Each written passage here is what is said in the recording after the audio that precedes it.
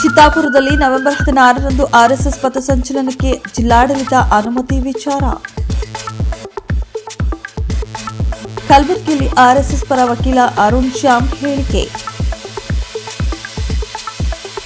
ಪಥಸಂಚಲನದಲ್ಲಿ 300 ಜನ ಗಣವೇಷಧಾರಿಗಳು, 50 ಜನ ಬ್ಯಾಂಡ್ ಬಾರಿಸುವವರು ಸೇರಿದಂತೆ 350 ಜನ ಭಾಗಿಯಾಗಲು ಅನುಮತಿ. ಒಟ್ಟು 350 ಜನ ಕಾರ್ಯಕರ್ತರು ಪಥಸಂಚಲನದಲ್ಲಿ ಭಾಗಿಯಾಗಲು ಅನುಮತಿ. ಅಂದು ಮಧ್ಯಾಹ್ನ 3:30ರಿಂದ ಸಂಜೆ 5:45ರೊಳಗೆ ಪಥಸಂಚಲನ ಮುಗಿಸಲು ಸೂಚನೆ.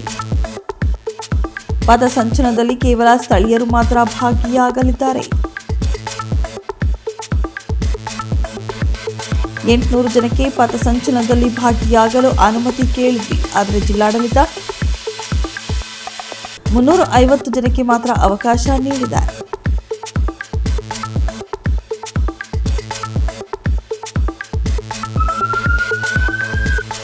ಎಷ್ಟೇ ಜನಕ್ಕೆ ಅವಕಾಶ ಸಿಕ್ಕಿದೆ ಅನ್ನೋದು ಮುಖ್ಯವಲ್ಲ, ಒಟ್ಟಾರೆ ನಮಗೆ ಪಥಸಂಚಲನಕ್ಕೆ ಅವಕಾಶ ಸಿಕ್ಕಿರೋದು ಖುಷಿ ನೀಡಿದೆ. ಪಥಸಂಚಲನದಲ್ಲಿ ಯಾರ ವಿರುದ್ಧ ಯಾರ ಪರ ಘೋಷಣೆ ಕೂಗುವುದಿಲ್ಲ. ಆರ್ಎಸ್ಎಸ್ಗೆ 100 ವರ್ಷ ತುಂಬಿದ ಹಿನ್ನೆಲೆಯಲ್ಲಿ ಶತಮಾನೋತ್ಸವ ಆಚರಿಸುತ್ತಿದ್ದೇವೆ. ದೇಶದ ಇತರೆಡೆ ಪಥಸಂಚಲನ ಮಾಡಿದ ಹಾಗೆ ಚಿತ್ತಾಪುರದಲ್ಲಿ ಸಹ ಶಾಂತಿಯುತವಾಗಿ ಪಥಸಂಚಲನ ಮಾಡುತ್ತೇವೆ.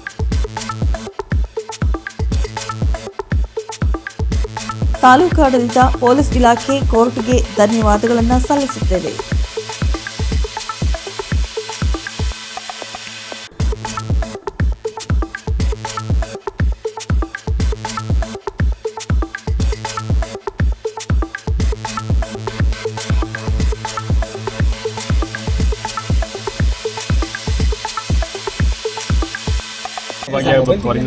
ಹೊಸ ಷರತ್ತುಗಳೇನು? 3 ಗಂಟೆಯಿಂದ 5:30 ತನಕ ಕಾರ್ಯಕ್ರಮವನ್ನು ಪಥಸಂಚಲನ ನಡೆಸಬಹುದು, ಸಭೆ ಸೇರಿದಂತೆ ಅಂತ ಹೇಳಿದೆ.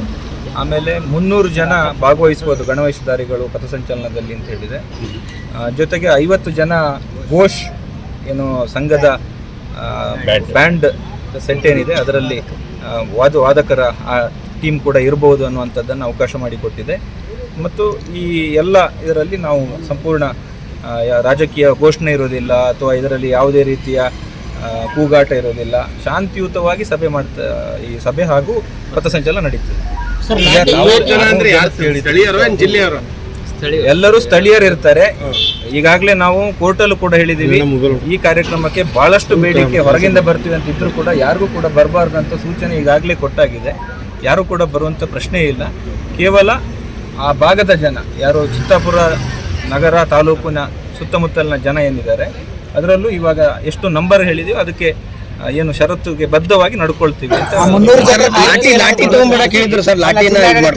ಆ ಥರ ಯಾವುದೇ ಕಂಡೀಷನ್ಗಳು ಇಲ್ಲ. ಸಂಘದ ಗಣವೇಷ ಏನಿದೆ ಅದನ್ನು ಹಾಕೊಂಡು ನಾವು ಪಥಸಂಚಲನ ಮಾಡಬೇಕು ಅಂತ ಕೇಳಿದ್ವಿ, ಅದಕ್ಕೆ ಪರ್ಮಿಷನ್ ಕೊಡ್ತೀವಿ. ಯಾರ್ಯಾರು ಈ ಇದರಲ್ಲಿ ಭಾಗವಹಿಸ್ತಾರೆ ಅವರ ಮಾಹಿತಿಗಳನ್ನು ಕೊಡಿ ಅಂತ ಹೇಳಿದ್ರೆ ಅದನ್ನು ನಮ್ಮ ಸಂಯೋಜಕರು ಸಂಘಟಕರು ಮುಂದಿನ. ಈಗ ರೂಟ್ ಮ್ಯಾಪ್ ಅಲ್ಲಿ 3.2 ಕಿಲೋಮೀಟರ್ ನೀವು ಪಥಸಂಚಲನ ಇತ್ತು, ಅದು ಕಡಿಮೆ ಮಾಡಿದ್ದಾರೆ. ಅದೇನು ಮಾಡಿಲ್ಲ, ಟೈಮಿಂಗ್ಸ್ ಅಷ್ಟೇ ಸ್ವಲ್ಪ ವ್ಯತ್ಯಾಸ ಮಾಡಿದ್ದಾರೆ. ಅಂದ್ರೆ ಈ ಸಂಜೆ ಬೇಗ ಆಗೋದ್ರಿಂದ 5:45ರೊಳಗೆ ಮುಗಿಸಿ ಅನ್ನುವಂಥದ್ದನ್ನು ಮೊನ್ನೆ ನ್ಯಾಯಾಲಯ ಕೂಡ ಅದನ್ನು ಗಮನಕ್ಕೆ ತೆಗೆದುಕೊಂಡು ನಮಗೆ ಹೇಳ್ತು, ಆಯಿತು ಅಂತ ನಾವು ಅದಕ್ಕೆ ಶಿರಸಾವಹಿಸಿ ಅದನ್ನು ಪಾಲಿಸ್ತೇವೆ. ನಮಗೆ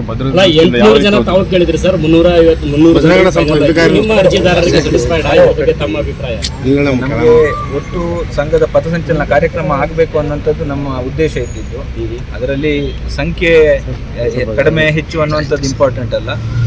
ಹಾಗಾಗಿ ನಮಗೆ ಈಗೇನು ಸರ್ಕಾರ ಮಾಡಿದೆ ಅಥವಾ ಕೋರ್ಟ್ ಆದೇಶ ಇವತ್ತು ಮಾಡಿಕೊಟ್ಟಿದೆ ಅದರಲ್ಲಿ ನಮಗೆ ಸಂಪೂರ್ಣ ನಂಬಿಕೆ, ಭರವಸೆ, ವಿಶ್ವಾಸ ಹಾಗೂ ನಾವು ಅದನ್ನು ಸ್ವಾಗತಿಸ್ತೇವೆ. ಆರ್ಎಸ್ಎಸ್ ಹೊರತುಪಡಿಸಿ ಇತರ 10 ಜನ ಅರ್ಜಿ ಸಲ್ಲಿಸಿರುವಂತಹ ಕಾರಣಕ್ಕಾಗಿಯೇ ನ್ಯಾಯಾಲಯ ಅವಕಾಶ ಕೊಟ್ಟಿರಲಿಲ್ಲ ಅಥವಾ ಜಿಲ್ಲಾಡಳಿತ ಕೊಟ್ಟಿರಲಿಲ್ಲ, ಮುಂದೂಡ್ಕೊಂಡು ಬಂದಿದ್ರಿ. ಈಗ ಆ ಅರ್ಜಿದಾರರದು ಏನಾಯ್ತು ವಿಚಾರ ನೋಡಿ. ರಿಟ್ ಪಿಟಿಷನ್ನಲ್ಲಿ ಕೇವಲ ರಾಷ್ಟ್ರೀಯ ಸ್ವಯಂ ಸೇವಕ ಸಂಘದ ಪರವಾಗಿ ಅರ್ಜಿ ಸಲ್ಲಿಸಲಾಗಿತ್ತು ಮತ್ತು ಈ ಅರ್ಜಿಯಲ್ಲಿ ಬೇರೆ ಯಾರು ಕೂಡ ಪಾರ್ಟಿ ಇರಲಿಲ್ಲ. ಅವ್ರು ಯಾರು ಕೂಡ ಪ್ರತಿವಾದಿಗಳಾಗಲಿ ಅಥವಾ ಅವರ ಯಾವುದೇ ಅರ್ಜಿಗಳು ಇರಲಿಲ್ಲ. ಮಾಧ್ಯಮದಲ್ಲಿ ಅಥವಾ ಹೊರಗಡೆ ಸಾಮಾಜಿಕ ಜಾಲತಾಣಗಳಲ್ಲಿ ಮಾತಾಡಿದ ತಕ್ಷಣ ಅಥವಾ ಯಾವುದೋ ಹೋರಾಟ ಮಾಡಿದ ತಕ್ಷಣ ಅದನ್ನು ನ್ಯಾಯಾಲಯ ಪರಿಗಣಿಸುವುದಿಲ್ಲ ಅಂತ ಆಲ್ರೆಡಿ ಹಿಂದಿನ ಹಿಯರಿಂಗ್ಗಳಲ್ಲಿ ಕೋರ್ಟು ಕೂಡ ಹೇಳಿದೆ. ಮತ್ತು ಅವರನ್ನು ಅದೇನಾದರೂ ಇದ್ದರೂ ಕೂಡ ಜಿಲ್ಲಾಡಳಿತ ಅವ್ರ ಜೊತೆಗೆ ಸಪ್ರೇಟಾಗಿ ಅವರು ಬಗೆಹರಿಸ್ಕೊಳ್ತೀವಿ, ನಾವು ಅದನ್ನು ಅವ್ರ ಜೊತೆ ಪ್ರತ್ಯೇಕವಾಗಿ ವ್ಯವಹರಿಸ್ತೀವಿ ಅಂತ ಈಗಾಗಲೇ ಶಾಂತಿ ಸಭೆಯಲ್ಲೂ ಹೇಳಿದ್ದಾರೆ, ಕೋರ್ಟಿಗೂ ಹೇಳಿದ್ದಾರೆ. ಹಾಗಾಗಿ ಅದು ನಮಗೆ ಸಂಬಂಧಪಟ್ಟ ವಿಷಯ ಅಲ್ಲ. ಆದರೂ ನಾವು ಹೇಳ್ತೇವೆ, ಬೇರೆ ಯಾರೇ ಈ ಥರ ಏನಾದ್ರು ಕಾರ್ಯಕ್ರಮ ಮಾಡೋದಾದ್ರೂ ಕೂಡ ಮಾಡಲಿ, ಅದಕ್ಕೂ ಕೂಡ ಅವಕಾಶ ಕೊಡಲಿ ಅಂತ ಅವ್ರ ಪರವಾಗಿನೂ ನಾವು ಹೇಳ್ತೀವಿ. ನಮಗೆ ಯಾವುದೇ ತೊಂದರೆ ಇಲ್ಲ, ಬೇರೆಯವರು ಯಾರು ಮಾಡಿದ್ರು ತೊಂದರೆ ಇಲ್ಲ. ರಾಷ್ಟ್ರೀಯ ಸ್ವಯಂ ಸೇವಕ ಸಂಘದ ಪಥಸಂಚಲನ ಕಾರ್ಯಕ್ರಮ ಆಯೋಜನೆಗೊಂಡಿತ್ತು.